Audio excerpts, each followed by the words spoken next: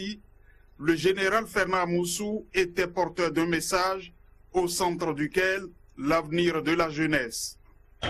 Être jeune, c'est l'envie de vivre, c'est l'envie de croire, c'est l'envie d'espérer, c'est l'envie de regarder l'avenir avec confiance. Vous êtes jeune, c'est une chance, mais c'est un privilège qui ne dure pas longtemps. Et je voudrais, en venant ici, vous inviter à profiter de ce privilège pour préparer l'avenir. Le problème de l'emploi, le chômage était au cœur des échanges. Fernand Amoussou propose quelques approches de solutions. Chacun des grands problèmes qui vous affectent, qui vous touchent, plus gravement et plus profondément que les autres couches de notre pays, tous ces problèmes doivent être pris, étudiés, résolus, mais uniquement en pensant à vous. Devant un homme qui se préoccupe de leur avenir, les jeunes du MPD semblent trouver la personne idéale. Au MPD, nous sommes dans l'espérance car l'action prendra le pas sur les intentions et les promesses. Avec Fernand Amoussou, nous pouvons vivre mieux. Avec lui, en 2016, la jeunesse béninoise sera aux responsabilités pour relever les défis de son temps et mieux préparer l'avenir des générations suivantes. L'histoire d'amour est donc née entre le général et sa jeune troupe. Tous les jeunes du Bénin, vous aurez à bâtir le Bénin de demain. C'est votre responsabilité. Mais je suis venu vous dire de commencer à bâtir le Bénin de demain maintenant. Je suis prêt à m'engager avec vous. Pour Fernand Amoussou, la jeunesse est le sang nouveau qui vivifie un peuple, une nation. Et il faut éloigner d'elle l'insécurité qui la menace. Ils sont les observateurs de la vie politique et ont pour nom Jean-Paul Laclogan, Roland Darefa et Léonce Rumbadji. Ils étaient face à la presse ce dimanche à l'Infosec de Cotonou. C'est une conférence de presse qui passe à la loupe. Quelques faits politiques marquants de ces derniers mois, les élections législatives, la formation du gouvernement de Boni Yayi et les offensives diplomatiques du chef de l'État avec pour dernier acte la visite du président français François Hollande au Bénin sont entre autres sujets à l'ordre du jour de cette sortie médiatique. Le point avec Idrissou Boukari. Un trio d'observateurs de la chose politique face à la presse ce dimanche. Jean-Paul Aklogan, Roland Dahefa et Léonce Rumbadji font avec les journalistes un tour d'horizon de l'actualité politique béninoise de ces derniers jours. D'abord, les performances des FCBE aux législatives avec 33 députés. Ça voudra dire tout simplement que les forces Cori pour un Bénin émergent maintiennent encore toutes leurs racines, toutes leurs substances sur la formation du gouvernement. Nous pensons que le président Boni Yayi a été très bien inspiré parce que lorsqu'on passe au scanner ce gouvernement, on constate que c'est un gouvernement de combat composé d'éminences grises. Les succès diplomatiques du chef de l'État occupera le reste du temps imparti à cette conférence de presse. La visite du président de la République française en est, selon Léonce Rumbadji et les siens, la preuve de l'offensive diplomatique que déploie le chef de l'État depuis 2006.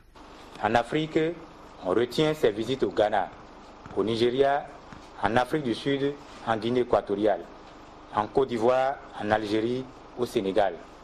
Cette même offensive diplomatique du chef de l'État lui a permis de diriger l'Union africaine pendant un an. Au plan international, on retient les visites d'État du chef de l'État aux États-Unis, en France, en Allemagne, en Turquie, en Chine, au Brésil, en Belgique, en Italie, à Rome chez le pape, au Canada, aux Pays-Bas. Le dernier chef d'État étranger à visiter le Bénin est François Hollande de la France. Il est venu dire haut et fort au peuple béninois d'être très fier de sa démocratie. Il a vanté l'exemple démocratique béninois comme pour dire que la communauté internationale reconnaît et salue les efforts de paix et de développement qui sont consentis par le président de la République, le Dr Thomas Boni Yayi. Au-delà des mots de félicitations pour les efforts de paix et de développement, cette visite de François Hollande laisse derrière elle des effets positifs sur plusieurs plans. Et les conférenciers l'ont si bien mentionné. Pour nous, cette visite de François Hollande est donc un bon point politique décerné au Bénin et à son président, le Dr Thomas Boni Yayi. C'est aussi une leçon pour ceux qui estiment que rien ne va dans le pays. Nous sommes là aussi ce matin pour vous dire que dans le cadre de la visite du président français au Bénin, il n'a été jamais question de la signature d'une quelconque convention que le président français devrait signer. Pour finir, je vais demander à tous les Béninois de continuer à considérer le chef de l'État comme le président de tous les Béninois. C'est le premier magistrat du pays et il détient encore nos destinées pour le reste de son mandat. Le trio promet de rééditer ce rendez-vous avec la presse chaque fois que cela s'avère nécessaire, au fin d'éclairer l'opinion publique sur les grands sujets d'intérêt national. La série d'hommages se poursuit pour Jean Plia. Ce samedi, c'est à un tout autre hommage qu'a eu droit l'illustre disparu. À travers une soirée de santé et de bien-être, Naturo Promo a exposé les recherches et les œuvres de l'homme dans le domaine de la naturothérapie. C'était sous le parrainage du ministère de la Santé. Plus de précisions avec Modeste Taforossou, Moufid Sabour. Ils sont multiples, des bouteilles de solutions médicinales, des boîtes aux savons médicamenteux, des emballages de plantes aux vertus médicales, des livres de recettes pharmaceutiques, tout un ensemble inspiré de la nature pour combattre les maladies par l'alimentation. C'est l'autre œuvre de Jean Plia héritée par Naturo Promo. Quelques mois après sa mort, cette exposition se veut alors une séance d'hommage. Très symbolique, si important, et plus qu'un devoir moral pour Naturo Promo, c'est un acte de piété filiale que mérite bien notre cher président, Papa Jean Plia, que je vous prie d'applaudir très fortement pour tout ce qu'il a accompli pour nous. Devant un parterre d'invités, la dimension littéraire de l'homme est soulignée, sa simplicité scientifique évoquée, mais c'est surtout sa foi chrétienne et ses recherches en naturothérapie qui sont révélées et dont les résultats efficients sont ces produits et ces médicaments qui guérissent des milliers de malades au-delà des frontières. S'il y a bien quelque chose que Jean Plia a mis en place, c'est cette médecine, je dirais c'est la médecine du millénaire. Et ça, je pèse mes mots, c'est la médecine du millénaire. Oui, il a parlé de nutrithérapie. Les aliments sont nos premiers remèdes. Les médicaments, ce n'est pas ça qui nous fait vivre. Je ne peux pas me nourrir de médicaments. Je vis en me nourrissant matin, midi et soir. C'est le seul acte que je fais depuis le ventre maternel jusqu'à ma mort. Et l'alimentation est incontournable. La vocation thérapeutique de l'homme est d'abord une cause de santé publique. Parti pour mourir à 37 ans en raison de la maladie qui le rongeait, Jean Plia s'en est allé après 84 ans. C'est la réussite de sa médecine que le ministère de la Santé publique salue à sa juste valeur. Les défis qui restent à combler lorsqu'il s'agit de médecine traditionnelle, de notre point de vue, se situent à 3 niveaux. D'abord, la consolidation des efforts de recherche. Le second défi, c'est le renforcement des capacités des acteurs. Donc c'est l'occasion vraiment de célébrer l'œuvre d'un grand homme. Cette séance d'hommage est aussi une étape importante dans la vie de Naturo Promo, car avec le laboratoire LGA de Paris, les produits pourront désormais être introduits et conservés dans des gélules. Un pas de plus en mémoire de l'illustre disparu. L'Association béninoise du droit maritime et des transports a célébré samedi 4 juillet 2015 la journée internationale des gens de mer, une journée qu'elle a consacrée à la découverte des gens de mer. Marraine de cette commémoration, Nadine Dako Tamadaro, la ministre de l'Emploi, des Jeunes et des Petites et Moyennes Entreprises, à Simon Kanya-Songon, Rachid Soubero. L'Association béninoise du droit maritime et des transports a amené à la découverte des gens de mer le samedi 4 juillet à la faveur de la célébration de leur journée internationale. Une occasion pour sensibiliser sur les métiers de la mer. L'association a aussi rendu hommage à tous ceux qui évoluent dans ce secteur. Les gens de mer sont ces hommes et femmes courageux, issus des 4 coins du monde, qui affrontent des périls et des rudes conditions de travail pour faire fonctionner 24 heures sur 24 et 7 jours sur 7 les systèmes complexes et de haute technicité que sont les navires. Nous dépendons tous de leur travail et a lieu d'être reconnaissants. En optant pour la valorisation des gens de mer, la BDMT a le soutien de la marraine de la célébration, Nadine Dako Tamadaro, ministre de l'Emploi des jeunes et des petites et moyennes entreprises. Cette initiative noble mérite donc d'être soutenue et encouragée par tous. C'est donc dans cet ordre d'idées que je voudrais saluer la présence de la francophonie aux côtés de ces jeunes qui se battent pour un avenir meilleur. Au sein du creuset de l'ABDMT, des jeunes qui estiment que le secteur des gens de mer est un secteur pourvoyeur d'emplois. Et à ce niveau aussi, les soutiens ne manquent pas. Nous sommes là pour vous pousser à aller loin. Nous sommes là pour vous dire que vous avez le soutien de notre Parlement à travers les différentes propositions de loi que vous allez envoyer et qui vont encadrer au mieux les affaires maritimes aujourd'hui. L'ABDMT s'engage à œuvrer pour que la mer soit riche et profitable à toute la jeunesse, quand bien même les métiers de la mer sont pénibles et dangereux. Nous vous invitons à présent à faire le tour au centre d'incubation aquacole de Toro pour prendre les nouvelles des jeunes que la Fondation Tonon Kossi Gilbert a outillé pour exploiter le site du lac Toro à des fins de pisciculture. Grâce à la technique de la cage flottante, ils ont pu aboutir à des résultats impressionnants. Et vous allez le voir, ce sont de gros poissons qu'on sort des cages après seulement 4 mois d'exploitation du site. Vigila Kholeyon, Euder Nkwevi. Ces échanges pour permettre aux candidats potentiels du pèlerinage à la Mecque d'être fixés sur les modalités ainsi que les dispositions prises afin de faire de ce voyage sur la Terre Sainte une réussite. Le Hajj de 2015 va coûter aux pèlerins 2 075 000 francs CFA. L'année dernière, le Hajj a coûté 1 925 000. Ce renchérissement du coût est dû au cours du dollar. Nous leur avons également communiqué que cette année, nous aurons une nouvelle compagnie saoudienne qui va procéder au convoyage de nos pèlerins. Et cette compagnie a pour nom Flynas. Elle aura à travailler avec une compagnie, disons une agence nationale, l'agence Wester. Donc toutes les dispositions sont en train d'être prises en vue de la signature des cahiers de charges avec ces compagnies et des contrats avec les avionneurs.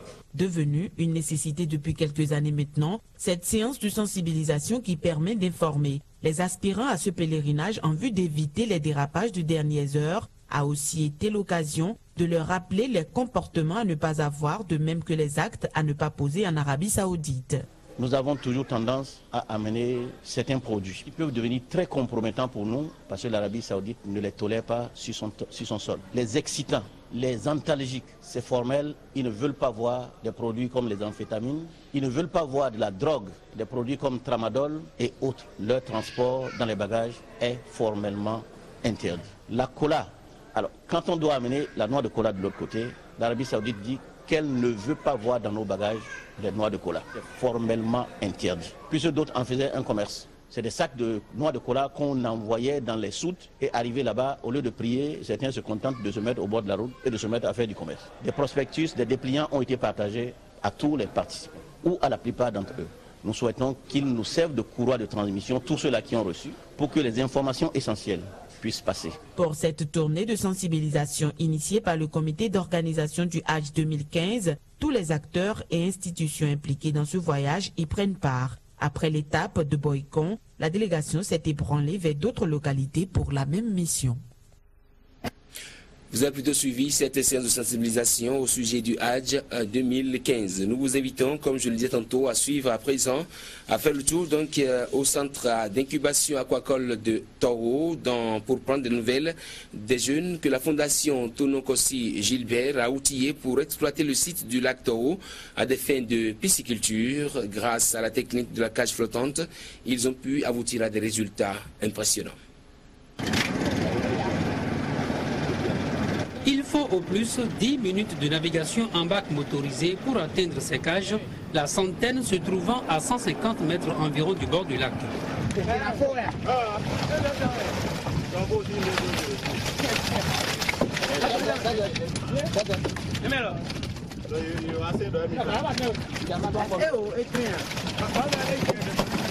Nous sommes sur le site d'exploitation du centre d'incubation aquacole de Tao. C'est bien ici que la fondation Tono Kossi Gilbert a installé des diplômés sans emploi et des jeunes de tous âges désireux d'intégrer le secteur de l'aquaculture. Ils ont été suivis de bout en bout depuis la formation jusqu'à la phase expérimentale et le résultat au bout de 4 mois d'exploitation est là. Donc c'est notre premier test qu'on vient de faire. C'est les pêcheurs de la zone du lac Tao qu'on a pris comme cible au prime abord. Donc ces pêcheurs se sont regroupés en association. Donc une première vague a été prise en compte. C'est cette première vague qui a produit pendant 4 mois ce que vous avez trouvé là. Donc on leur a offert gracieusement la cage, on leur a offert les alevins. Ils ont acheté eux-mêmes les aliments. Et voilà le résultat que vous avez au bout du processus. Le caractère surprenant des résultats de cette expérimentation assimile ce qui se passe ici à la matérialisation de la parabole de la pêche miraculeuse, illustrée bien évidemment par le logo de la Fondation. C'est donc un motif de satisfaction générale, aussi bien dans le rang des bénéficiaires que des responsables du projet à divers niveaux. Dans la Bible, on a dit, Jésus a dit de pêcher à tel endroit et ils ont retrouvé plein de poissons, alors que précédemment ils ont essayé et ça n'avait pas donné de résultat. Si on doit traduire ça au jour d'aujourd'hui, la seule possibilité de faire aujourd'hui de la pêche miraculeuse n'est que l'élevage de poissons, n'est que la pisciculture. Nous avons découvert en la Fondation une technicité et une disponibilité à nul autre pareil. Et nous l'avons adopté pour nous accompagner au plan aquacole partout où nous travaillons.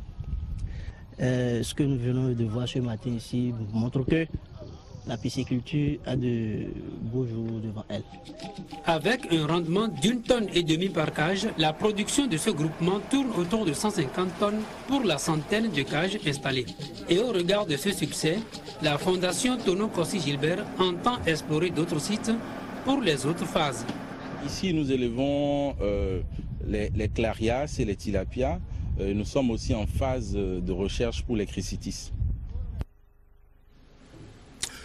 C'est ce vendredi 3 juillet que le Bénin a commémoré la journée mondiale de lutte contre le paludisme au plan national. C'est la ville d'Aplaoué qui a abrité les manifestations officielles de cette 8e édition. La célébration présidée par le ministre de la Santé a été une fois encore l'occasion de sensibiliser les populations sur comment combattre efficacement cette maladie. Le reportage sur place de Nouroudine Moussa et Florent Dou. Investir dans l'avenir, vaincre le paludisme. C'est autour de ce thème que les réflexions sont menées chaque année et depuis 2013 dans le monde, avec pour objectif de parvenir à ce que le paludisme n'entraîne pratiquement plus de décès. La journée mondiale de lutte contre le paludisme.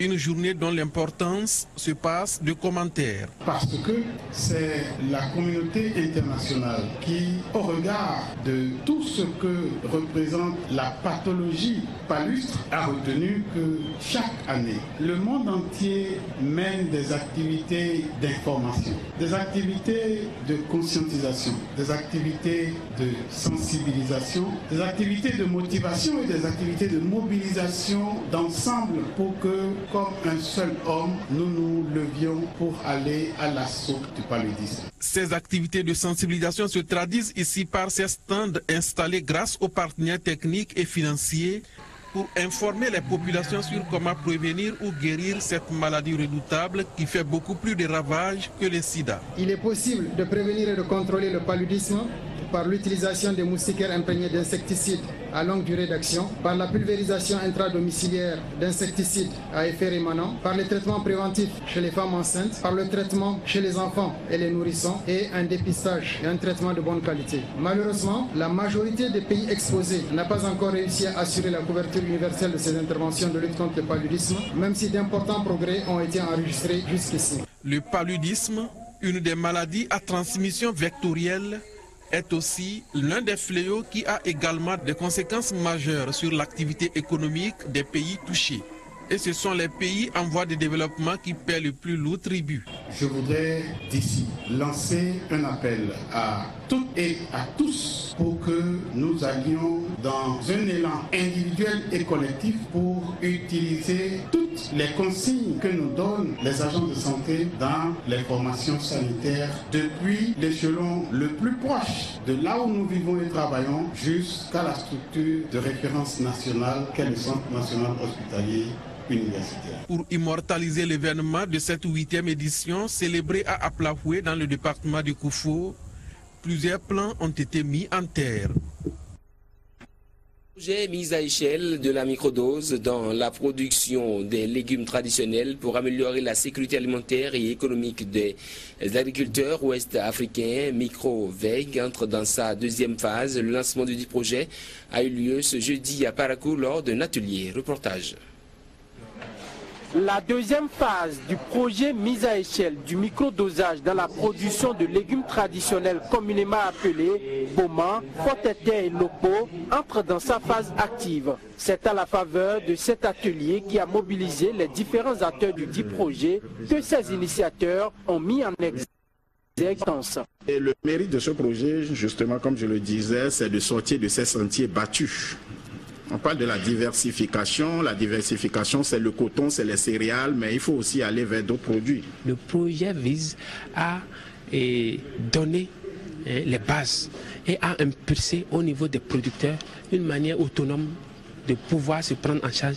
La cérémonie de lancement est suivie de travaux avec à la clé des communications thématiques pour mieux informer les participants sur les tenants et aboutissants du projet. Il s'agit essentiellement des maraîchers, des professeurs d'université, des producteurs agricoles et des cadres du ministère de l'Agriculture.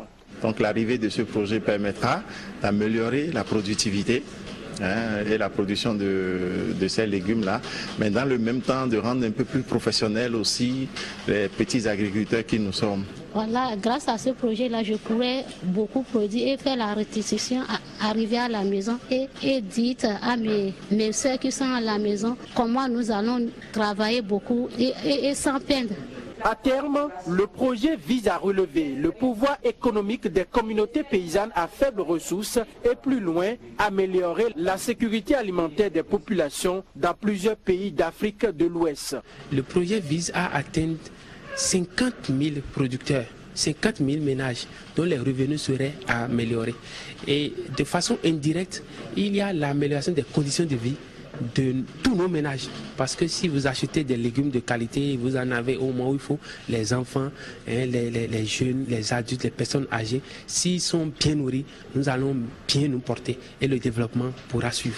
Ce projet, faut-il le préciser, est financé par le Centre de recherche pour le développement international et le ministère des Affaires étrangères, Commerce et Développement du Canada. Les candidats au certificat d'études primaires session de juin 2015 dans le Borgou Alébori sont désormais fixés sur la proclamation des résultats de cet examen a eu lieu ce mercredi à la direction départementale Borgou Alébori. Voici les grandes tendances dans ces deux départements avec le secrétaire général et le chef service examen et concours de la DEDAMP Borgou Alébori. Ils sont au micro de Camiro Nanda et Igor Danon. 84,10%, c'est le taux d'admissibilité au certificat d'études primaires dans les départements du Borgou et de la Libori en 2014. Ce résultat classe les deux départements en dernière position au plan national. Cette année 2015, si le Borgou à Libori a toujours conservé sa place de lanterne rouge, le pourcentage est descendu à 83,74%. Malgré ces contre-performances, la plupart des établissements privés s'en sortent avec un score très honorable. Ça fait aujourd'hui 8e édition qu'on a créé complexe scolaire Monemba et on a toujours enregistré 100%. Et ce qui me fait plus plaisir, il y a celle de Zongo et celle de Tia, c'est leur première année, première édition, et aussi deux nouvelles écoles là ont enregistré 100% au niveau de Tia et 100% au niveau de Zongo, à la Djifarali. 100% c'est passé dans nos habitudes.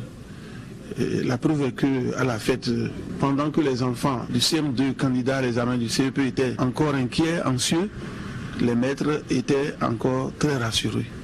Rassurés d'eux-mêmes parce que nous avons régulièrement eu 100% au CEP. Ces résultats obtenus depuis plusieurs années par ces établissements privés ne sont pas le fruit du hasard. Du recrutement des enseignants au suivi des apprenants en passant par l'effectif des classes, aucun aspect n'est pris à la légère. Au niveau du recrutement, d'abord des enseignants, il faut étudier les dossiers pour voir est-ce qu'ils ont fait les écoles normales. Il arrivait qu'on arrive à trouver des enfants, qu'on fait tout, mais c'est pensé, mais on essaie d'appeler les parents pour dire, monsieur, votre enfant, madame, votre enfant ne travaille pas comme ça se doit. Nous les mettons dans des conditions telles que ils sont dans une classe à effectif réduit, très réduit, au maximum 30 élèves. Nous avons affaire à des enseignants qualifiés. Et la rigueur au travail est de mise. Nous essayons donc de suivre rigoureusement le programme, les emplois du temps, et l'encadrement ne fait pas défaut non plus. À la direction départementale des enseignements maternels et primaires Borgou à Libouri, c'est avec fierté que les responsables en charge des écoles privées notifient leur apport en ce qui concerne ces résultats au CEP. C'est avec fierté que nous proclamons ce résultat. Parce que le secteur privé, c'est un secteur qui vraiment est prêt pour le développement du pays. On sait comment ça se passe. Le fondateur qui a mis des moyens, qui fait sortir de l'argent pour payer le salaire de ses enseignants, ne va pas permettre ce que nous vivons. La place qu'occupe le Borgou à Libouri aux différents examens ces dernières années inquiète plus d'un. Pour relever la pente, les animateurs des établissements privés ne manquent pas de pistes de solutions. On peut essayer de faire des partenariats entre les écoles publiques et les écoles privées. C'est-à-dire, vous venez voir une école privée qui a de l'infrastructure bien et les règles normales sont respectées et que les écoles publiques puissent affecter des élèves primaires au niveau de primaire pour désengorger un peu les écoles publiques pour que l'école privée puisse soutenir les écoles publiques avec l'aide de l'État au niveau des écoles privées pour que ça marche.